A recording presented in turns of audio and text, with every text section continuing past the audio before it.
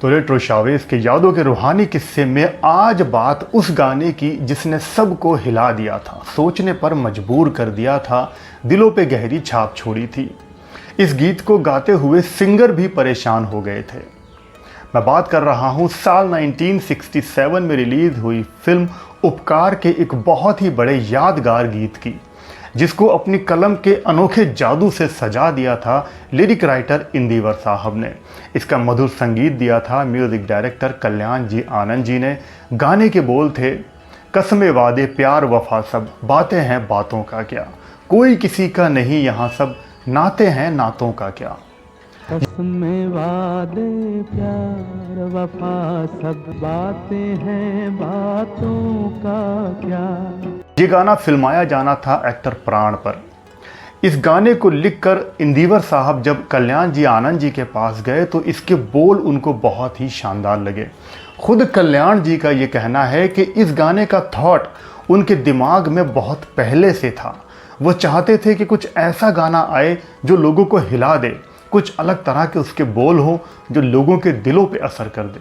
तो उस थॉट के हिसाब से इंदिवर साहब ने ये गीत लिख दिया, जिसकी कल्याण जी आनंद जी ने एक बहुत ही मधुर सी ट्यून बना दी।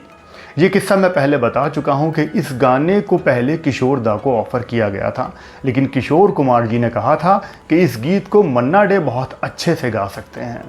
और उसके बाद कल्याण जी आनंद जी इस गीत को लेकर पहुँच गए सिंगर मन्ना डे साहब के पास। मन्ना डे जी ने इस गाने की खूब जम के रिहर्सल की।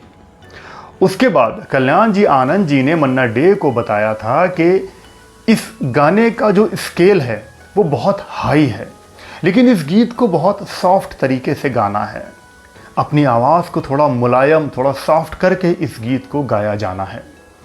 मन्ना डे साहब ने वैसा ही किया और इस गाने को रिकॉर्ड करने लगे, लेकिन जैसा मन्ना डे चाहते थे वैसा वो खुद भी नहीं गा पा रहे थे।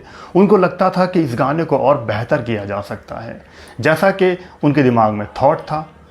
तब मन्ना डे पहुंच गए कल्याण जी आनंद जी के पास और उनसे कहा कि वो इस गीत को नहीं गा पा रहे हैं, क्या किया जाए।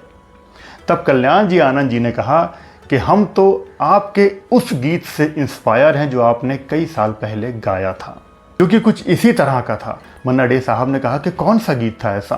तब कल्याण जी आनंद जी ने कहा कि फिल्म काबुली वाला का जो गीत आपने गाया था, ऐ मेरे प्यारे वतन, ऐ मेरे बिछड़े चमन, तुझ पे दिल कुर्बान। मेरे प्यारे वतन, ऐ मेरे बिछड़े चमन। इस गीत को ध्यान में रखकर आप इस गाने को गाइए, ये कुछ वैसा ही गीत है। उसके बाद मन्ना डे ने कहा कि ओके। और कल्याण जी आनंद जी ने मन्ना डे साहब से ये भी कहा कि इस गाने को जब फिल्माया जाना है तो वो एक मलंग है और वो गा रहा है, वो अपने आप को सुना रहा है, उसकी अपनी थॉट है वो ये गीत किसी को सुनाने के लिए नहीं गा रहा है। वो अलग बात है कि फिल्म में जो हीरो हैं वो इस गाने को सुनते हैं और जब वो लाइन आती है, तेरा अपना खून ही आखिर तुझको आग लगाएगा, तो ये लाइन भी मनोज कुमार सुनते हैं। तो इसमें एक अलग तरह का थॉट है। उसके बाद मन्ना डे गए अपने रिकॉर्डिंग बूथ में और फिर इस गीत को कुछ इस अंदाज से गाया, अपने वॉइस को सॉफ्ट रखकर और हाई स्केल में इस गीत को कुछ ऐसा गाया कि सब लोगों को मज़ा आ गया, सब लोग खुश नज़र आए। कसमें वादे प्यार वफा सब, कोई किसी का नहीं ये झूठे। और इस गीत को रिकॉर्ड हो जाने के बाद ऐसा लगता ही नहीं कि मन्ना डे से अच्छा कोई इस गीत को गा भी सकता है। खुद आनंद जी का ये कहना है कि उनको ऐसा लगा कि उन्होंने वाकई में कुछ ऐसा गीत बना दिया है जो सबको हिला देगा। और उन्होंने ये भी कहा है कि हम रहें या ना रहें, कोई रहे या ना रहे, ये गीत और इसके ये बोल हमेशा रहेंगे और हमेशा याद किए जाएंगे। तो अभी कुछ दिन पहले ही आनंद जी ने एक अपने इंटरव्यू में इस किस्से को बताया है।